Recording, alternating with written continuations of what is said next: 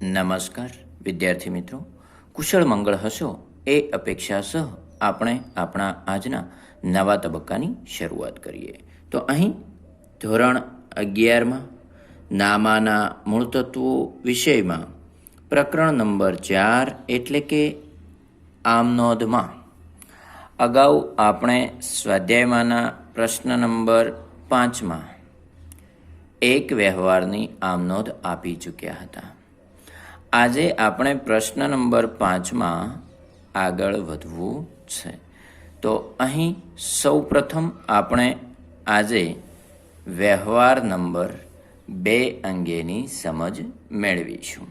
તો અહીં તમે વ્યવહાર નંબર 2 જોઈ શકો છો અને એ છે ₹5000નો માલ રોકડેથી ખરીદ્યો. ચલો આની આપણે આમનોંધ આપવી છે. તો પહેલાં સમજૂતી મેળવીએ. ચલો જોજો. હા,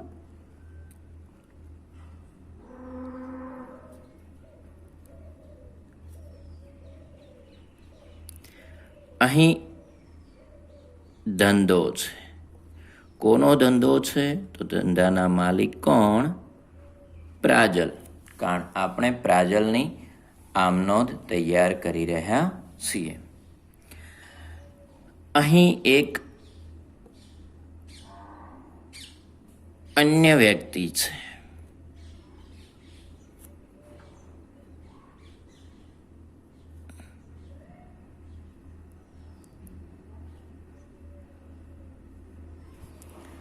ચલો હવે શું થાય છે? તો લખે છે કે ₹5000નો માલ રોકડેથી ખરીદ્યો. એટલે કે અહીં આપણે જો પ્રાજલ થઈને વિચારીએ તો આપણે 5000નો માલ રોકડેથી ખરીદ્યો છે.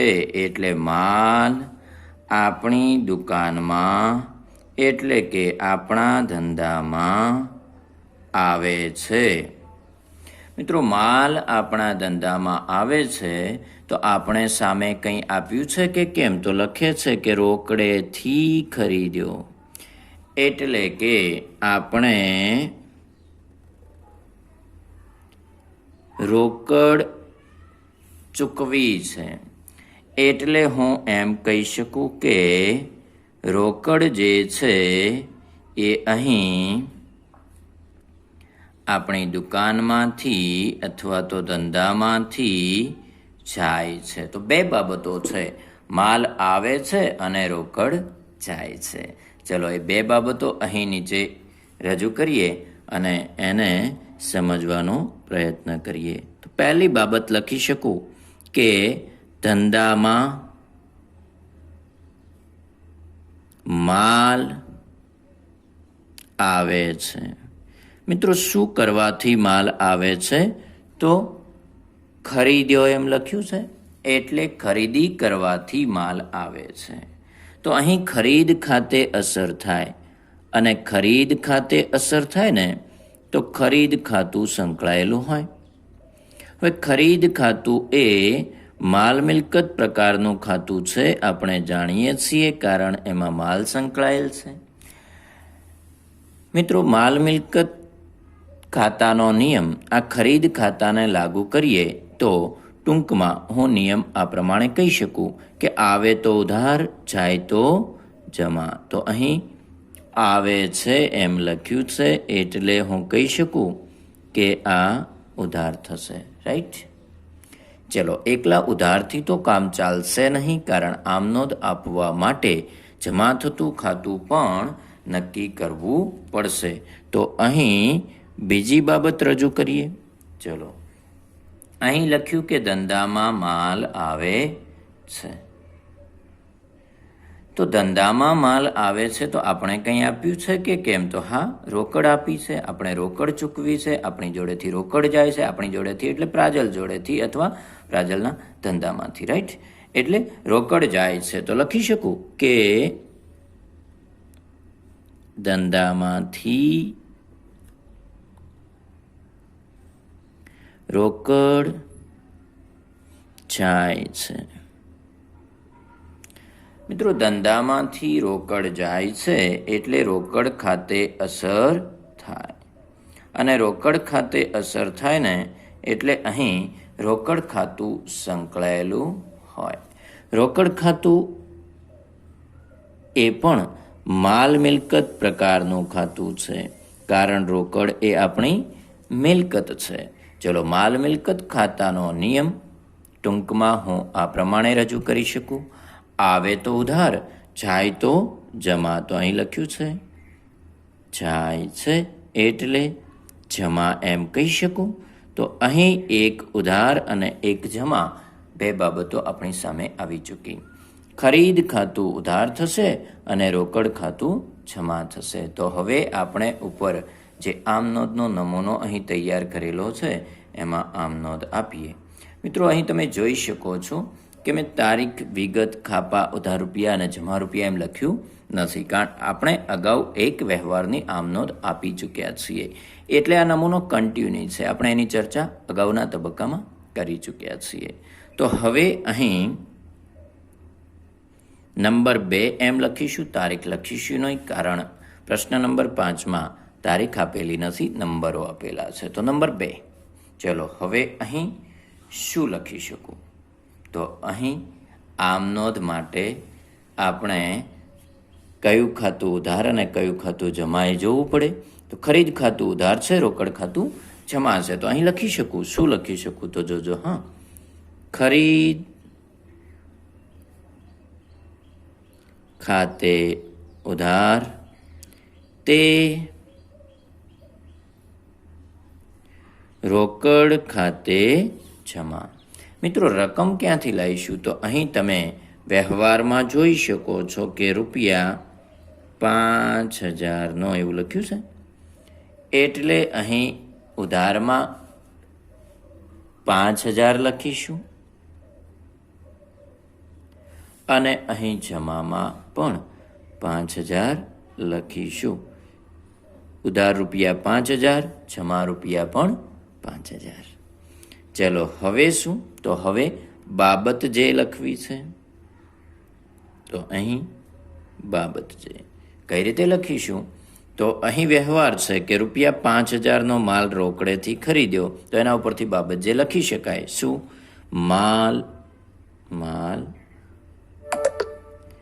રોકડેથી ખરીદ્યો તેના. મિત્રો, ધ્યાન રહે કે અહીં આ વ્યવહાર પૂરો થઈ જાય અથવા તો એની આમનોંધ આપણે આપી દઈએ, એના પછી નીચે આડી લીટી દોરીએ છીએ, જે વિગતના ખાનામાં જ આવવી જોઈએ. ચલો, હવે અહીં વ્યવહાર નંબર 2ની આમનોંધ પૂર્ણ થઈ. હવે આપણે વ્યવહાર નંબર 3 તરફ આગળ વધવું છે અને એ તમે અહીં જોઈ શકો છો. શું લખ્યું છે જોઈએ. તો જે રીતે અહીં વ્યવહાર નંબર 2 માટે આપણે બાબત ઉલ્લેખી છે એ રીતે આમાં પણ બાબત ઉલ્લેખવી છે. તો વ્યવહાર જોઈએ. રૂપિયા 8,000નો માલ રાજન પાસેથી શાખ પર ખરીદ્યો. ચલો, હવે આમાં આગળ વધીએ.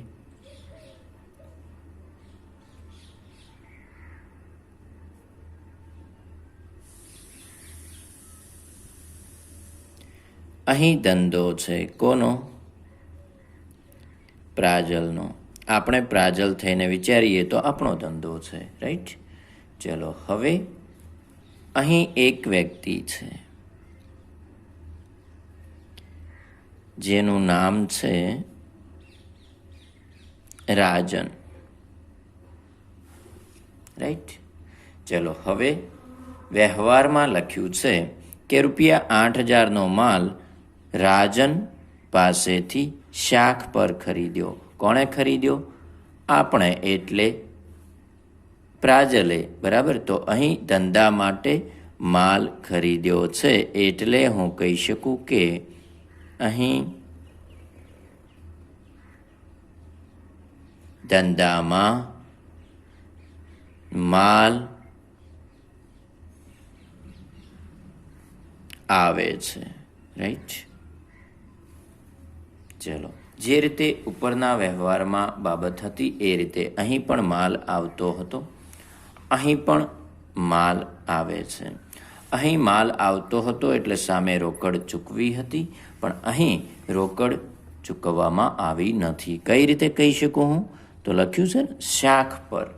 મિત્રો શાખ પર એટલે ઉધારે. તો માલ આપણે અહીં મેળવ્યો છે પણ સામે કંઈ આપ્યું નથી. બરાબર?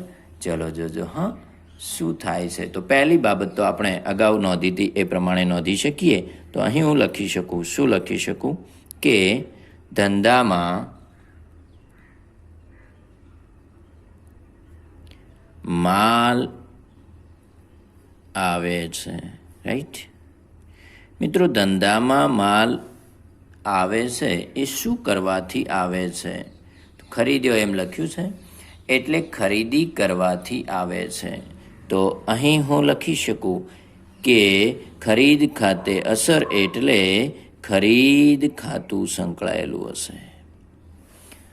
ખરીદ ખાતું એ કયા પ્રકારનું ખાતું છે? તો માલ મિલકત, કારણ એમાં માલ સંકળાયેલ છે. ચલો, માલ મિલકત ખાતાનો નિયમ આ ખરીદ ખાતા માટે લાગુ કરીએ તો હું ટૂંકમાં રજૂ કરી શકું કે આવે તો ઉધાર, જાય તો જમા. તો અહીં તમે જોઈ શકો છો આવે છે એમ લખ્યું છે એટલે હું કહી શકું કે આ ઉધાર થશે. રાઈટ? ચલો, હવે બીજી બાબત આપણે અહીં જોવી છે. તો અહીં એક જ બાબત તમને દેખાઈ રહી છે કે માલ આવે છે. બીજી બાબત તો છે નહીં, કારણ આપણે નાણાં ચૂકવ્યા નથી. ઉધારે માલ ખરીદ્યો છે. બરાબર? તો અહીં હું કહી શકું કે આ રાજન જે છે ને એ આ ધંધાને અથવા આપણને માલ આપે છે. બરાબર? રાજન જે છે એ રાજન માલ આપે છે. રાઈટ? એટલે કે રાજન આપણને માલ આપે તો હું એમ કહી શકું કે અહીં રાજન જે છે ને એ રાજન આપનાર છે. મિત્રો, રાજન આપનાર છે એટલે રાજન ખાતે અસર થાય એટલે હું કહી શકું કે અહીં રાજનનું ખાતું સંકળાયેલું હશે. રાજનનું ખાતું એ વ્યક્તિ પ્રકારનું ખાતું છે એ આપણે જાણીએ છીએ, કારણ રાજન એ વ્યક્તિ છે. વ્યક્તિ ખાતાનો નિયમ રાજનના ખાતાને લાગુ કરીએ તો નિયમ ટૂંકમાં હું આ પ્રમાણે રજૂ કરી શકું. લેનાર ખાતે ઉધાર, તે આપનાર ખાતે જમા. અહીં આપનાર છે એમ લખ્યું છે એટલે જમા થશે. હવે શું? તો હવે આ બે બાબતો જે છે ને ઉધાર અને જમા, એના આધારે આપણે આમ નોંધ આપવી છે. તો ખરીદ ખાતું ઉધાર થાય છે અને રાજનનું ખાતું જમા થાય છે. તો અહીં નમૂનામાં આગળ વધીએ. ક્રમ 3. અહીં હું લખી શકું, શું લખી શકું? ખરીદ ખાતે ઉધાર, તે રાજન ખાતે જમા. રકમ ક્યાંથી લાવીશું? તો રકમ વ્યવહારમાં લખેલી છે. રૂપિયા 8,000. તો અહીં લખી શકું રૂપિયા 8,000 ઉધારમાં અને અહીં લખી શકું રૂપિયા 8,000 જમામાં. રાઈટ? તમે જોઈ શકો છો ઉધાર જમા. હવે કંઈ બાકી રહેશે? તો હા, બાબત જે બાકી છે. તો અહીં બાબત જે લખીશું, શું લખીશું? તો વ્યવહારને જુઓ. રૂપિયા 8,000નો માલ રાજન પાસેથી શાખ પર ખરીદ્યો. તો અહીં હું લખી શકું કે રાજન પાસેથી માલ શાખ પર ખરીદ્યો. તેના અહીં એક આડી લીટી દોરી દઈશું. અને આપણો નમૂનો હવે કન્ટિન્યુ છે. એટલે કે હવે આપણે અહીં ત્રીજા વ્યવહાર પછીની બાબત એટલે કે વ્યવહાર નંબર 4 ધ્યાને લઈશું. પણ એ આપણે હવે પછીના તબક્કામાં ધ્યાને લઈશું. એટલે કે અહીં આજનું આપણું જે કામ છે એ આપણે પૂર્ણ જાહેર કરીએ છીએ. અને હું અપેક્ષા રાખું કે આજના આ કામમાં તમને સંતોષ થયો હશે, એટલે કે તમને સમજ પડી ચૂકી